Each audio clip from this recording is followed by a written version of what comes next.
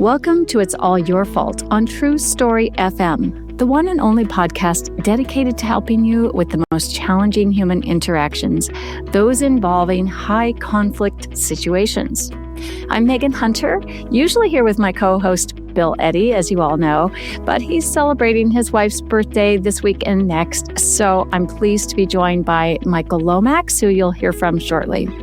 Both Bill and I are the co-founders of the High Conflict Institute and conflictinfluencer.com, where we focus on training, consulting, coaching, and all kinds of educational classes, all to do with high conflict.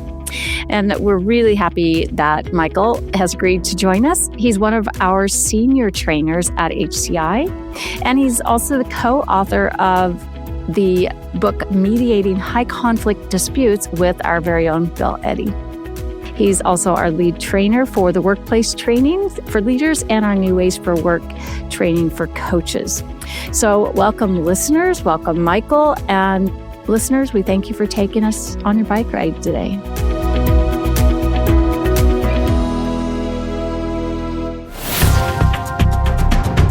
Michael, let's talk about you for a minute. Tell us about you. Where do you live? What do you do? Well, thank you so much for having me, Megan. It's great to be here with you this afternoon and your listeners. I'm Michael Lomax. I live in Canada on Vancouver Island on the west coast of Canada. I've been a mediator for well over 25 years and working in the area of workplace dispute resolution for that time, working with leaders and organizations across Canada, the US, Australia. I did practice law for over 2 decades, but really focused on conflict resolution, mediation, those types of processes. And I've been an associate trainer with the High Conflict Institutes for 15 years now. And amazing. And I really enjoy working with people and organizations to help leaders, folks in union representatives, organizations use structured, trauma-informed tools to really stay calm, reduce escalation, and really shift these very challenging situations into a problem-solving mode and get good results. Yeah, we like good results, don't we? Yeah. So great. All right. Well, we're talking about understanding high conflict behavior at work on our episode today. So I'm really, really excited to see what comes of this. And I think, really, every workplace has potential for conflict. They're going to have conflict where humans are involved. There's conflict. When you have high conflict involved, it's on. It's a new game. So we'll figure that out. So first of all, what does high conflict behavior actually look like in today's workplace? And I mean, things are a little bit different these days. How is it different from normal disagreement? Right. And as you said, Megan, conflict in the workplace is normal and in some ways quite healthy. We always, as adults, we get into disagreements with people, even about new ideas that are happening in the workplace. There may be disagreements about that. And from time, adults get into personal disagreements and there's hurt feelings or emotions involved, right? That's just part of the human condition. But what makes high conflict so different is these patterns of 4 predictable features that when they ride through the workplace, it can really wreak havoc and cause a lot of damage and a really challenging impacts for leaders, union representatives, whoever's trying to help navigate these kinds of issues in the workplace. And we're talking about those four elements: all or nothing thinking, unmanaged emotions, extreme behaviors, and a preoccupation with blame. And what does that look like? All or nothing thinking. We all can do these things. It's the pattern, and almost it starts to become a bit predictable with some individuals, these patterns of behavior. And so all or nothing thinking, black or white, good versus evil, friend or foe, no middle. And what that can look like in a workplace can be like, if I don't get this promotion or I don't get this assignment, my career is over, or management is either with me or they are against me. And it's very easy to end up on the foe side. Sometimes these folks see people in 2 categories: friend or foe, no middle. And sometimes I'm working with managers, other folks in the workplace, and they'll say, well, I don't believe this person's friend. And I suggest, yeah, you do, because when you're in the foe category, they can be pretty darn creative sometimes. Creative. But so it isn't about necessarily going for barbecues together or going apartment hunting together, any of that kind of stuff.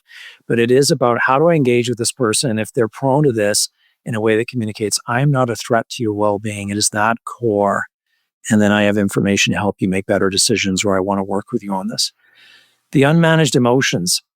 And again, if a person was always, with a big neon flashing sign saying, I'm high conflict, I have unmanaged emotions, angry in meetings, filing complaints over, little bits of feedback and letting go, can't let go of losing a competition. Like we see that all the time. That is high conflict in the workplace.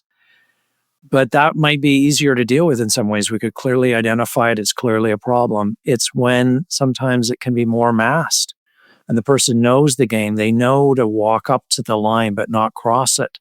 And actually other people are reacting to them. And you get more passive aggressive emails, withdrawing from communication, even in the meeting with their manager, just really refusing to participate in any way.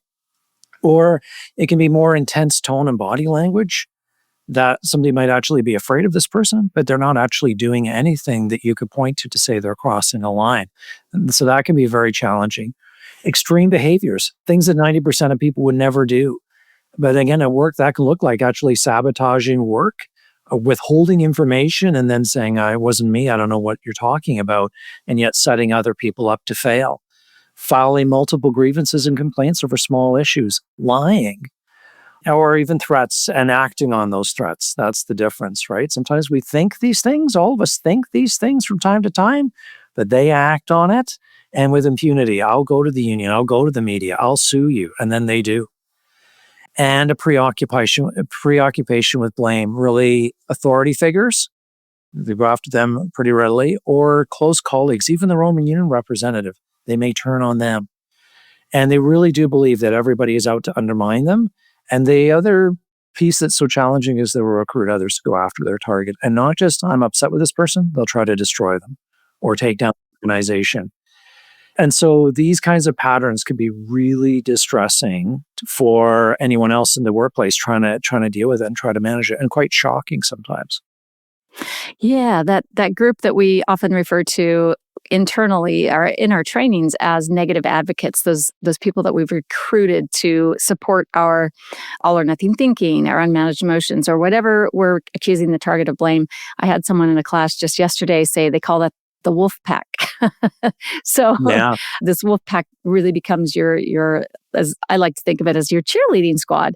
And they believe this victim's story and this narrative, at least for a while. Yeah, and it can be very charming, and very often it is a desire to help, but they get caught up in it, or they're misinformed, or they themselves have some of their own issues, and those are being brought up by this person with the way they tell their stories, full of emotion, full of blame.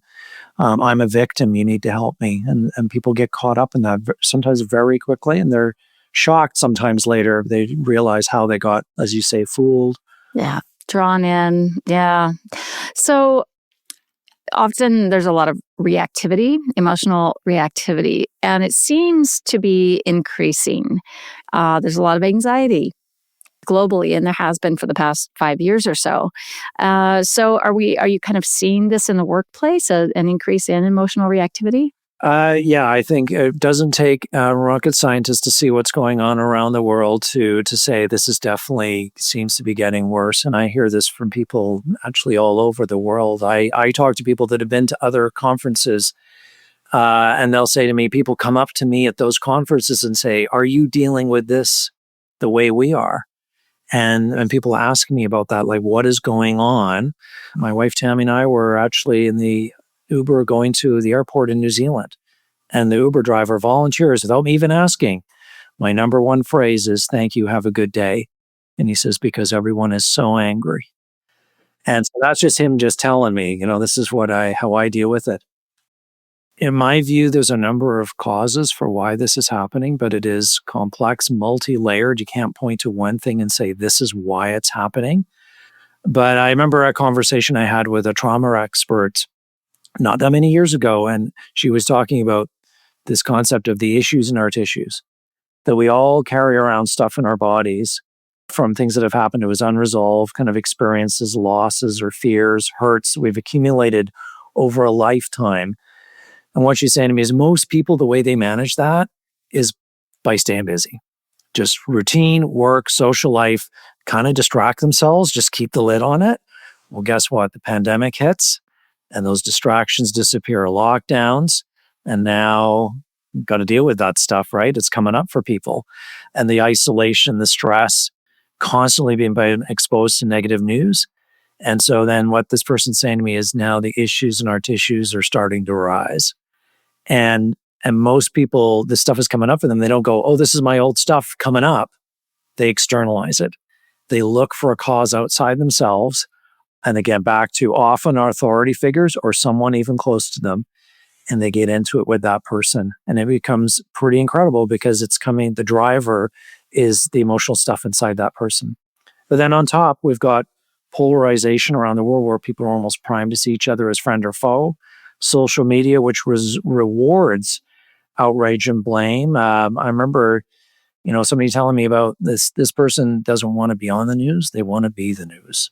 So you've got that attention-seeking behavior and being rewarded for it. And then we've got role modeling. We've got public figures normalizing aggressive communication, that kind of thing. And so I would say there's definitely lots to say. There are average people that are under extraordinary stress for all kinds of different reasons. They're closer to their reactivity threshold. And then the workplace is where this shows up. So in what ways is it showing up in the workplace? Like, have you seen a change in the last 5 years? Because I know you're intimately involved in the workplace and working with people who are experiencing all kinds of issues. We've always had workplace complaints, workplace conflict, like you say, but I remember not that many years ago, it would take a lot for an employee to say, I'm going to file a complaint against my manager, or for a colleague, another manager, to file a complaint against their manager. And now people are much quicker to file complaints, and they're much more complex in their nature. And very often it is the leader who is the target of that complaint. Even I would suggest maybe 80 or 90% of the time, you can see a leader on the receiving end of these kinds of things. And you're getting more of this high conflict behavior, more of these things dragging out, repeated complaints, that kind of thing. And organizations, the number of complaints they're seeing escalating, the complexity, the length of time it takes to investigate these things. Yeah, so it's definitely on the rise. And, with leaders, I would say, and others that want to help, even, mediators within workplaces, union representatives, human resources, getting pulled into these kinds of things, they themselves feel attacked. Their own ethics, their own competence, their own care being called into question by people saying, you don't care about me. It's really, I would say, emotionally unsettling for those professionals. Like, this is not your average everyday kind of stuff they're dealing with, maybe what they're used to. This can get very personal. People getting on social media and trashing individuals publicly. And it consumes a lot of time and energy, but it follows you home. It makes people want to quit their jobs, the people that are trying to help resolve these kinds of things sometimes, or the leaders. And the sad part is they blame themselves. They say, is there, maybe it's me. I can't get through this person, or, what normally works isn't working here, especially this person is blaming you. I must not be doing a good job. I guess right? No, and it's those kind of narratives that we tell ourselves, right? We tell ourselves those stories, particularly at 2:00 in the morning. But it isn't that leaders are weak. It's almost high conflict behavior is almost designed to pull people into this kind of emotional stuff. And that's where we really need that structured approach. Yeah. So speaking of pulling them in, as we refer to it at HCI, we get hooked, emotionally hooked, right? And it's all in the brain. And those hooks can sometimes make us really angry, overreactive. Sometimes we go into our own all or nothing thinking or blame. Sometimes we just shut down. So leaders can get hooked in those moments and get really stuck. So what's happening in the brain for the leader in those moments? Because I think, a lot of times we want to believe that difficult people, so to speak, are the only ones experiencing something. And yeah, it's a drain on those around them. But the biological disturbance that those around at them, including leaders, what they're experiencing is really difficult. So what's going on? Yeah, and I totally agree, Megan. I've seen it where it transmits not just one level, it goes like a couple of levels. So you'll be talking to people 2 or 3 degrees separated from the actual person or the actual conflict, but they're getting pulled in by the manager. They're trying to help the manager, that leader, or the union person. And so you see a cast of characters that are impacted profoundly by some of these high conflict situations.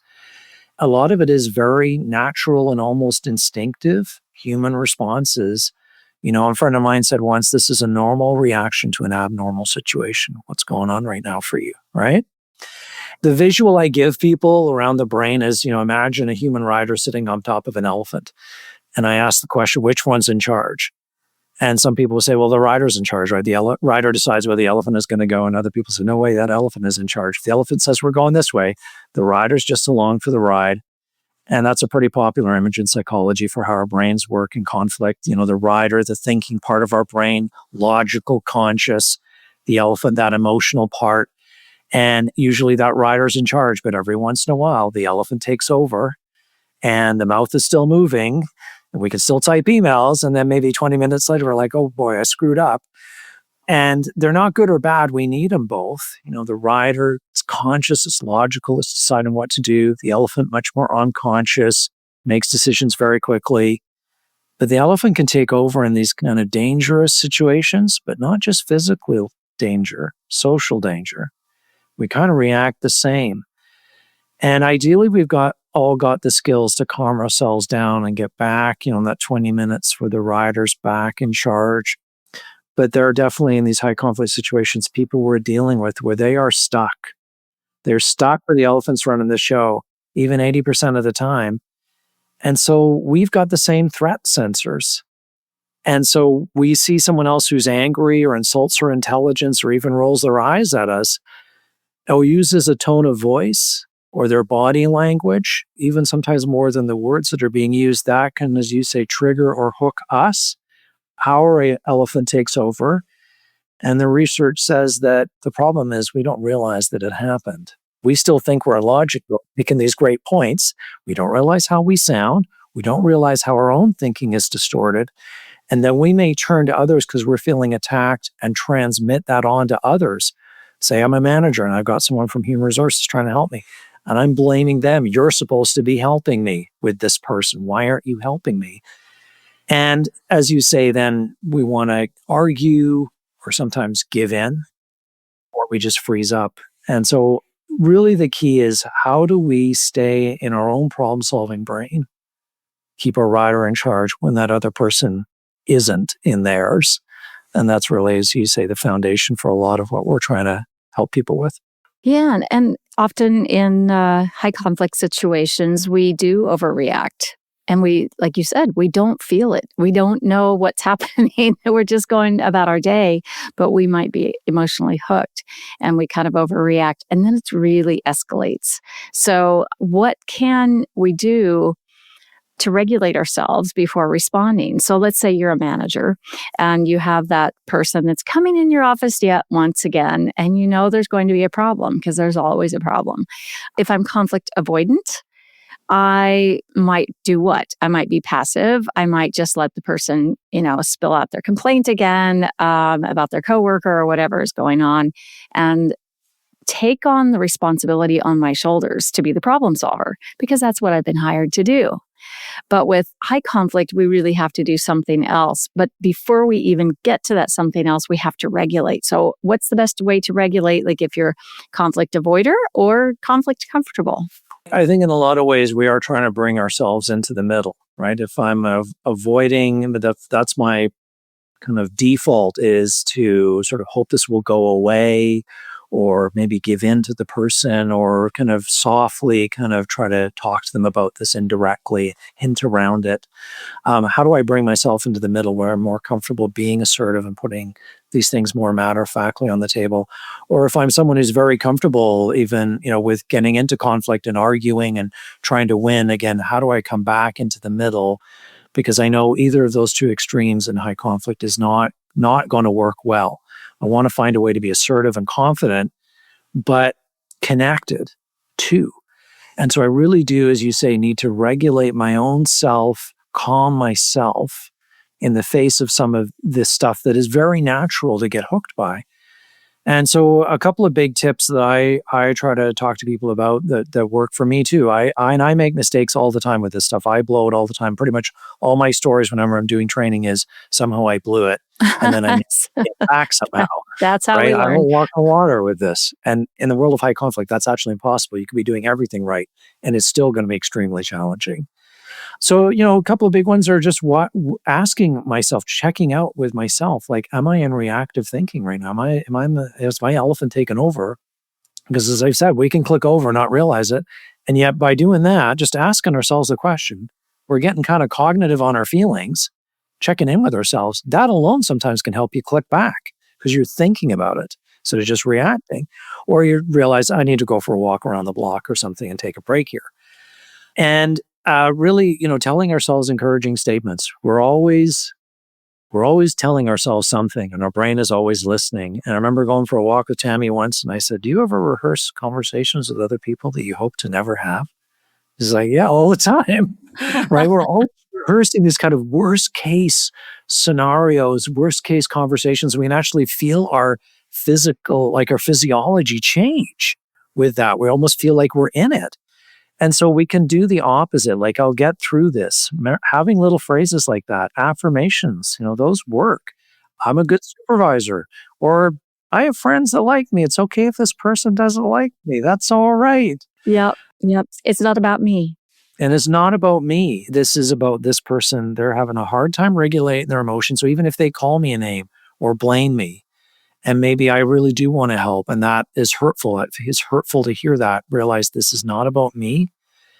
And sometimes it is really when they say, I won't do any of the things you've said. Again, that can be distressing if we're really worried about the outcome. How do I instead tell myself, the only thing I can control is how I interact with this person, how I engage. I cannot control what they think, what they feel, what they do. And so if I focus on staying connected and calm and focus on choices and information, they may listen to what I'm saying. They may see me as someone who wants to help solve their problem. And they then themselves may make a better decision if I'm staying connected with them, bringing them down to the middle, and almost kind of, they're going to do whatever they're going to do. I can't control that part. All I can control is what I'm doing. So those are things I always try to tell myself in these stressful situations. What can I control? Checking in with myself, and those can be hugely helpful strategies. Yeah. So now, let's say you've managed to keep your emotions in check, and even if you got a little bit, spicy within yourself, give yourself that moment to calm down and maybe give yourself that encouraging statement, or remind yourself that I get along with most people, so I just have to try to use skills here. So now we've moved on to, how am I going to shift someone as a manager or a leader who's really upset? We got that same person coming in the office again, right? Complaining again. Now the problem is on my shoulders because, again, it's my job. And I'm a little spiced up because they've said something, and I have a million things to do. And now I have to listen to this again, right? So how do we then shift that person from being upset? Like, can we de-escalate them or connect with their, those upset feelings and shift them into problem solving? Yeah. And again, these are sometimes where we may, in our experience, think, well, I have to spend, a couple hours with this person to kind of hear them out, hear them vent, complain about everything, complain about me, the organization, everyone else. And then, but my experience might be at the end of those 2 hours, we're actually no further ahead than we were at the beginning. We might even be worse off. And I feel like I'm drowning with them.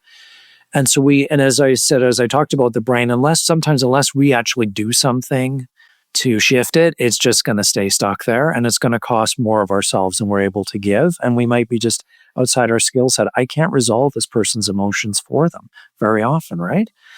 So it really is, how do I calm this person and then intentionally shift to problem solving and then move away from the emotions? And, the term we use is calm before think.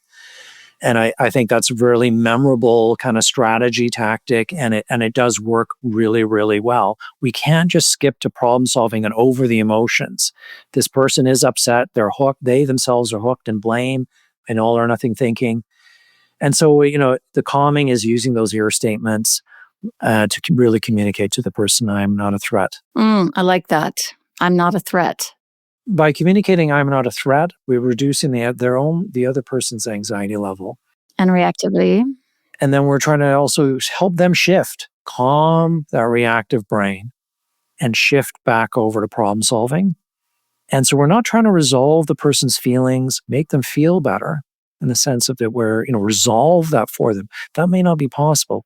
We're acknowledging, connecting, and then very intentionally moving to things like, let's look at your choices. I have some information for you, or invite them to make a proposal. Those are all cognitive problem-solving activities. And now we're in the space we need to be in. It doesn't mean it's going to be easy to resolve it. An example of this I can think of, I've been struck by this a number of times where I've worked with managers, and it could be around, say, a routine performance conversation about some mistakes the employee is making, problems. And right away, the employee becomes very upset, like over the top, unmanaged emotions, and starts blaming, saying, you're actually taking me back into a traumatic experience right now. That's what you're doing to me. Or you don't care about me at all. You hate me. And the manager gets hooked because they care. They care about this employee. They want to be seen as a caring manager. And they shift into kind of defending themselves. I do care. And suddenly the conversation becomes about the manager's character. And they're arguing about whether or not the manager cares about the employee instead of staying on, what is it I was here to talk to you about? And that never gets dealt with. And both walk away from the meeting feeling way worse than they were at the beginning. Whereas I've seen and worked with managers who start practicing this calm before thinking a strategy. And sometimes it isn't necessarily going to make the other person easier to deal with. It is also about, how do I calm myself and I feel confident engaging with this very challenging person. And so we go out of our way when this person's reacting this way. Oh, you're putting me back in my trauma again. You don't care about me. You hate me.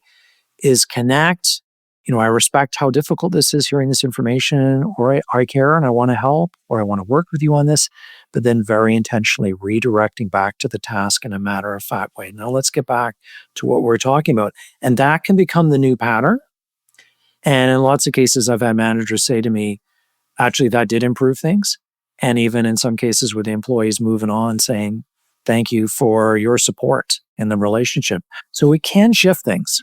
It really can. And sometimes just using the calm part, using ear statements, seems to make the problem go away, because now it's less important. It's not important enough to even bring up. So you might not even have to shift into the thinking parts and focusing on choices and things. It's kind of interesting. Different leaders I've talked to who've thought they would have to use both parts of the strategy, calming with an ear statement before getting them thinking with choices, options, or proposals. And they're done at after the ear statement. It's like, oh, okay, I feel better. Because if you are successful in helping to calm this person and they do kind of return to a problem-solving frame of mind and exhale a bit, well, now we can problem solve together. We're in the space we need to be in, right? Yep. So a genuine attempt to connect like that can be amazing in kind of de-escalating. And this person's in distress very often. You just can lean in the face of that attack. Lean in. Yeah, I love that. Okay. All right. So, Michael, let's talk about the email that lit the fuse. We're going to talk about how a leader should respond in a situation like this. So I think you have an email. So the example we were talking about was, let's say you're the boss of everybody involved here. That's your kind of character. And there's a senior director who reports to you, sends out a late night email criticizing a project delay, CCs everybody on the leadership team. And by morning, team members are forwarding the email defensively to each other. Slack channels are buzzing with blame and sarcasm. A project manager refuses to attend the next meeting, and a high performer threatens to transfer departments. So there's some pretty reactive Yep. folks on this team. HR receives complaints about a hostile tone, and now we are the person. How do I restore trust, calm emotions, keep the project on track, and manage their own reaction to being publicly challenged, basically. Well, I'd yell at him. There you go. Yeah. All the person in your office, and yeah. Is it something that you would attack right away? Like, is it something you'd let sit for a while and see if it goes away, or is it something we should address immediately? Well, there are some dilemmas here. I will say this scenario, as simple as that one is to read out, there's a lot of complexity here, and sort of there's probably more ways to respond ineffectually than there are to respond really well to it. One, I think overall, I would say responding quickly to events like this or where there's misinformation with accurate information in a calm way and trying our best to kind of settle things down, almost try to pour cold water on these flames with whatever I do. That's a good strategy because this has the potential to really explode, right? So I would say one needs to think about responding pretty quickly to this. And then now there are dilemmas about what do I do? Like even the first thing I'd actually ask myself before I launched was like, there was a great thing someone said to me once about being a leader is when things are going well, look out the window. When things aren't going very well, look in the mirror. Okay. So have I clearly set expectations for how disagreements are handled on this team? Have I modeled the tone and behavior I expect from senior leaders? Have I set that down real clear for everyone? And then if not, that's some things I need to be thinking about as I go forward, right? How am I going to deal with that? But the dilemma, like how do I stabilize the team, is that I come out with an email right away.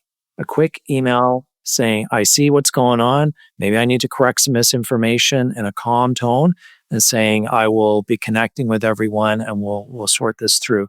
Is that the best course of action right away? Or is it to say, I'm going to talk to individuals or a small team as quickly as I can in one-to-ones to settle this down? And I can see both in real life, it would be deciding which one, right? In some cases, that email right away might be the best thing if things are really starting to escalate and get off the rails.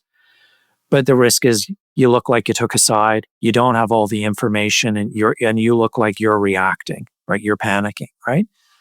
And then follow with those one-to-ones. But if I wait and I say, I'm just going to meet with people, well, that may take too long. And meanwhile, stuff's happening. People are having these side conversations, and it may look to some like you're doing nothing. So somehow it's a combination of those things. And the question is, what is the right order? But it definitely having one-to-ones with people to hear them out and then doing that calm before think, like empathizing, respect, and then shifting to helping them remind themselves of their own values. How do they want to show up? What are their choices? How do we move forward? With the senior leader, again, complex here. Is this high conflict behavior? I honestly don't know. It's one email. I don't know if this is high conflict behavior, which is a pattern, right? There's a problem, but is it a one-off where maybe the leader was in some distress or they just had a moment? Doesn't mean it's okay, but it's not a pattern. This is out of character for them. I might handle that differently in that conversation with them than if this is a pattern. And if it's a pattern, the challenge is with senior leaders, is this what they've learned? This is how I motivate people. This is how we deal with mistakes and failures, is by blaming and chastising people. And that can happen where some senior leaders are very good at getting results, but they leave behind damage. And in some organizations, they actually plan for it, and they know who they're going to send in up afterwards to clean up after that person's moved on. So in that case, I would say, calm before think. That kind of strategy with a senior leader is helpful. Like, hey, I respect what you're trying to do, and yet here's, some consequences I see or impacts I see, and we need to look at how to address this. And even, in your role, here's where you're not meeting the expectations, information. But it may take something more sophisticated than that in terms of, if this person is, the term an abrasive leader, it may take some real structured coaching with that person to help them, because very often these senior leaders, they think this is how you do it. Absolutely. You're in charge. It's what you were hired to do. They may have seen others do it. That's how they were mentored, and they've been rewarded for it. And so it isn't one conversation that's going to fix any of that. And they may go, I can outlast you. You'll be moving on, and then I will carry on. Or even I'll get you back. So I would just say about that, it's going to take some highly structured, if it's coaching, it's got to be highly structured to focus on those issues and really help that leader shift patterns. And that's going to take a concerted effort on your part and their part to do that. So it's a little bit different depending on the situation and who's involved and whether this is a repeated pattern or not. So kind of the best way to address something when you know there's conflict, you're not sure exactly what to do, sit down and write a list of your options of how to handle this. Then go through the list and check your own reactivity. Am I being all or nothing with this option? Is this coming from a strong emotion? How will this land on the other person or the team if I do it this way? And you just take out any of those that have a yes answer, and you're left with probably the best response in a high conflict situation, because it extracts any bit of your own high conflict thinking, which we can get into, right? And then we can figure out what to do from there. Yeah, you're absolutely right. Like that urge to act, do something now, instead of stop, think, check in with myself, and then look at a couple of options and start to weigh the pros and cons. Like I've gotten emails from Australia that I thought, oh my goodness, I got to write back right away. And I'm like, wait a second, it's 2:00 in the morning there. I probably have a good 20 minutes to just sit and think about this before I immediately launch, right? But it's almost my own distress. I want to do something. So I've acted now. I feel better. So as you say, absolutely, just take a minute, think about it, look at the different options, weigh the pros and cons, say, right, this is what I'm going to do. Absolutely. Well said. Well, thank you, Michael, for being with us today. We are keeping you around for a second episode, and we're going to talk even more in depth about the tools for leaders to deal with high conflict situations.